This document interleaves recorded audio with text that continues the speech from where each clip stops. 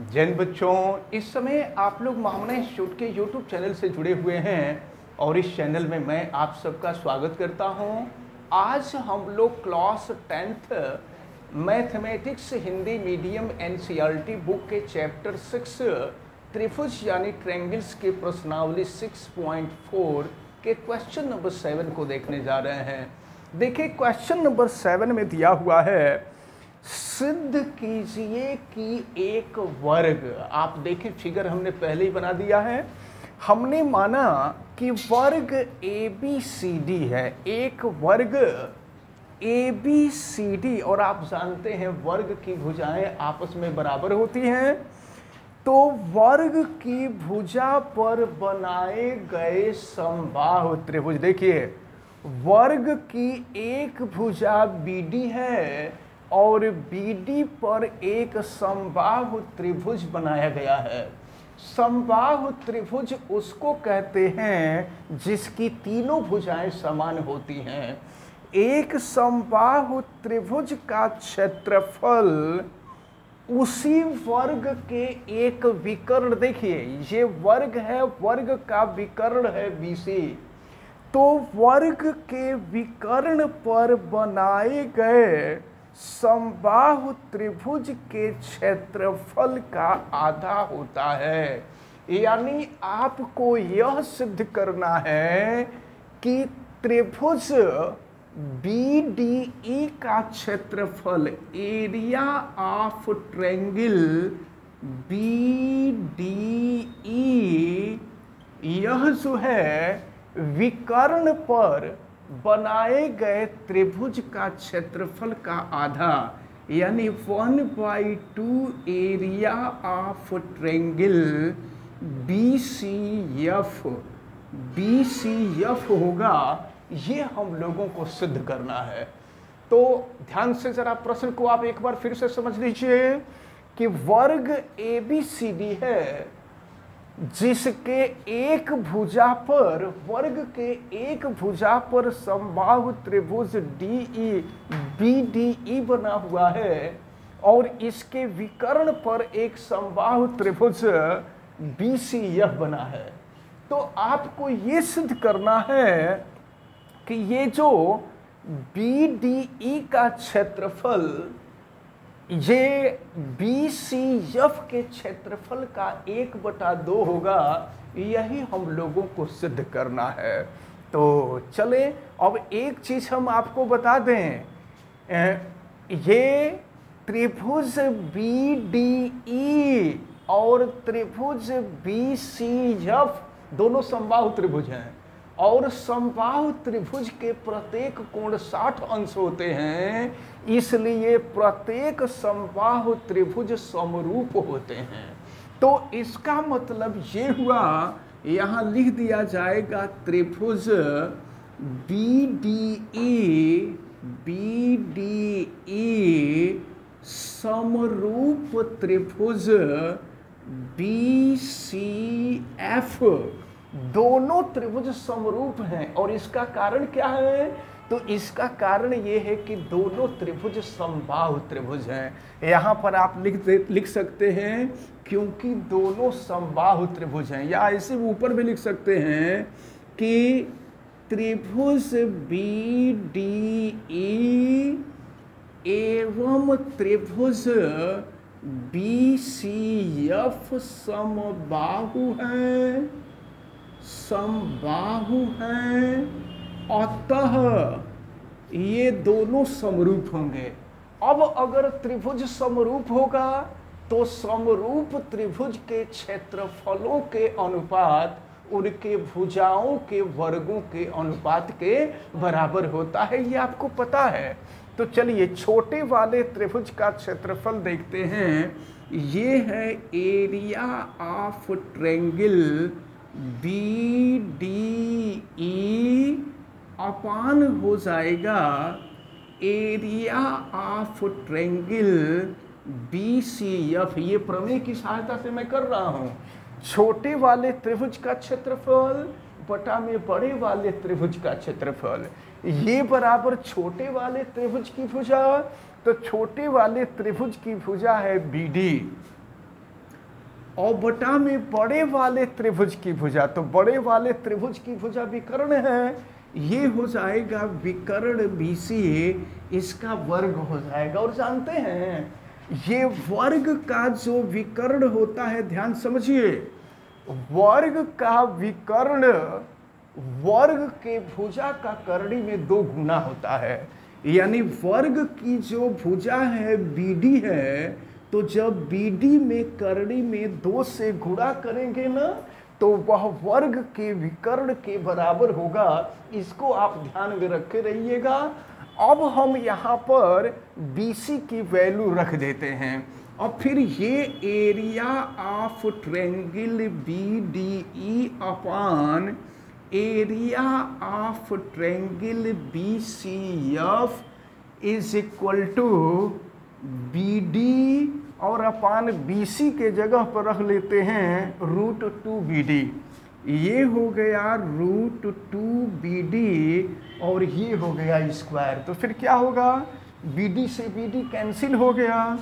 अब ये हो गया area of triangle BDE upon area of triangle BCF is equal to, देखिए अब तो ये कट चुका है, तो ये हो गया आपका 1/√2 का स्क्वायर। फिर आगे बढ़ते हैं हम, तो ये हो जाएगा area of triangle BDE upon हो जाएगा area of triangle BCF is equal to, देखिए 1 का वर्ग करेंगे तो 1 होगा और √2 का वर्ग कर देंगे तो 2 हो जाएगा। अब जो है क्रॉस मल्टीप्लिकेशन कर दें, देखिए इसका तिर्यक गुणा कर दें तो यही चीज मिल जाएगा। Area of triangle BDE is equal to, ये क्रॉस मल्टीप्लिकेशन हो जाएगा 1/2 into area of triangle BCF। तो इस प्रकार क्वेश्चन नंबर 7 में यही प्रूफ करना था और क्वेश्चन नंबर 7 आपका प्रूफ होता है। अब हम लोग क्वेश्चन नंबर 8 को देखने जा रहे हैं। क्वेश्चन नंबर 8 एक बहुविकल्पी प्रश्न है और इस प्रश्न में कुछ फॉल्ट भी समझ में आ रहा है। आप देखिएगा क्वेश्चन, त्रिभुज ABC, अब देखिए मैं सुधार करके बोल रहा हूं, किताब में से मत देखिए। त्रिभुज ABC और त्रिभुज DEF एक नहीं बल्कि 2 समबाहु त्रिभुज हैं। यह ABC भी समबाहु त्रिभुज है और यह DEF भी समबाहु त्रिभुज है। और यहाँ यह बताया जा रहा है कि DEF, D जो है BC का मध्य बिंदु है, EAB का मध्य बिंदु है और F जो है AB का मध्य बिंदु है। तो इनके क्षेत्रफलों का अनुपात आपसे पूछा जा रहा है। तो क्षेत्रफलों का अनुपात क्या होगा ये देखना है।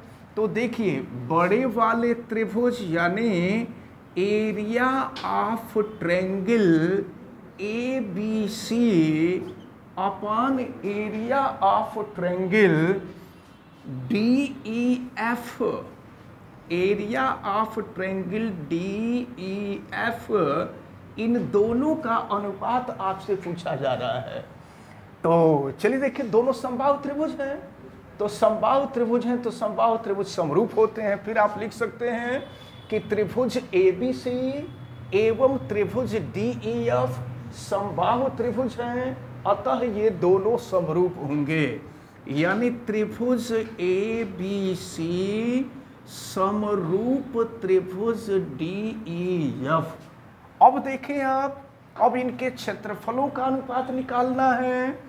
तो area of triangle ABC upon area of triangle DEF is equal to, देखिए त्रिभुज ABC की एक भुजा, तो त्रिभुज ABC की एक भुजा हम ले लेते हैं BC और त्रिभुज DEF की एक भुजा हम ले लेते हैं EF और इनके अनुपात का वर्ग हो जाएगा।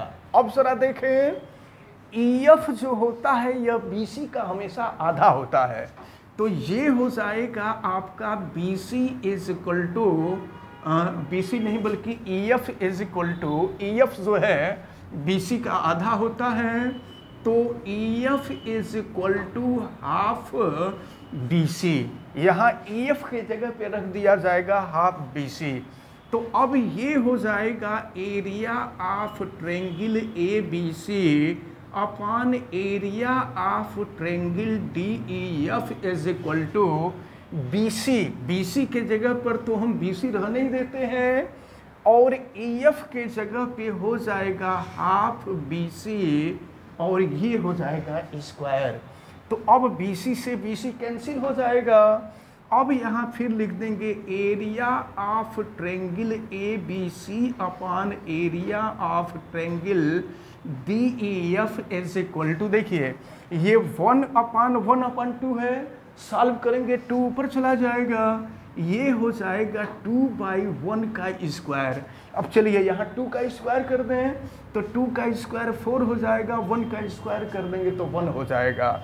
अब इनका अनुपात ही आपसे पूछ रहा था, तो देखिए इनका अनुपात क्या होगा, एरिया ऑफ ट्रेंगल ABC संबंधी हो जाएगा एरिया ऑफ ट्रेंगल DEF, और ये इक्वल टू हो जाएगा 4:1, 4 संबंधे 1। तो इस प्रकार आपका जो C विकल्प है, यह C सही विकल्प है। देखते हैं क्वेश्चन नंबर 9। दो समरूप त्रिभुज की भुजाएं, दो त्रिभुज समरूप हैं। देखिए एक त्रिभुज ABC है और दूसरा जो त्रिभुज है वो DEF है, दोनों समरूप हैं। यानी त्रिभुज ABC समरूप त्रिभुज DEF, दोनों त्रिभुज समरूप हैं। तो इनकी भुजाओं के अनुपात दिया हुआ है। तो देखिए इसका मतलब ये हुआ कि अगर पहले वाले त्रिभुज की भुजा BC है और दूसरे वाले त्रिभुज की भुजा अगर हम EF ले लें, तो इनका अनुपात आपको दिया हुआ है 4 संबंधी 9, यानी 4/9। तो कह रहा है कि इनके क्षेत्रफलों का अनुपात क्या होगा। तो जरा देखिए क्षेत्रफल का अनुपात, आप थ्योरम मालूम है, प्रमेय मालूम है आपको, area of triangle ABC upon area of triangle DEF is equal to, ये तो त्रिभुजों के क्षेत्रफलों का जो अनुपात है वो भुजाओं के अनुपात के वर्ग के बराबर होता है। BC और बटा में हो जाएगा EF, तो इसका हो जाएगा ये स्क्वायर। तो अब देखिए क्या है, BC बटा में EF की वैल्यू 4/9 है, ये है 4/9 का स्क्वायर। फिर हम नीचे लिखते हैं, तो ये हो जाएगा area of triangle ABC upon area of triangle DEF, ये इक्वल टू 4 का वर्ग करेंगे 16 हो जाएगा, और फिर 9 का वर्ग करेंगे तो 36 हो जाएगा। तो इस प्रकार इनके क्षेत्रफलों का अनुपात क्या होगा। तो फिर देखें, ये हो जाएगा आपका एरिया ऑफ ट्रेंगल ABC संबंधी हो जाएगा area of triangle DEF is equal to हो जाएगा 16:36। तो देखिए सॉरी 9 है ना, तो 9 का जो स्क्वायर होता है वो 81 होगा, ठीक है, ये 81 हो जाएगा। तो ये हो जाएगा 16:81। तो इस प्रकार ये जो क्वेश्चन नंबर 9 है इसका सही विकल्प डी पार्ट है। और इस प्रकार क्वेश्चन नंबर 9 के साथ साथ ये जो प्रश्नावली 6.4 है, यह प्रश्नावली 6.4 आपकी कंप्लीट होती है। अब नेक्स्ट वीडियो में हम लोग नेक्स्ट एक्सरसाइज 6.5 को देखेंगे। वैसे हमें उम्मीद है कि आज जितने भी क्वेश्चन आपको बताए गए हैं, ये सभी क्वेश्चन आपको अच्छी तरह से समझ में आए होंगे। आप वीडियो को लाइक ज़रूर कीजिएगा, और अगर चैनल पे नए हैं तो चैनल को सब्सक्राइब भी कीजिए। आप बेल आइकन को भी प्रेस करें, और अगर किसी प्रकार की कोई दिक्कत समझ में आती है तो आप हमें कमेंट करके बताने भी। आप सभी लोगों का बहुत बहुत धन्यवाद। जय हिंद।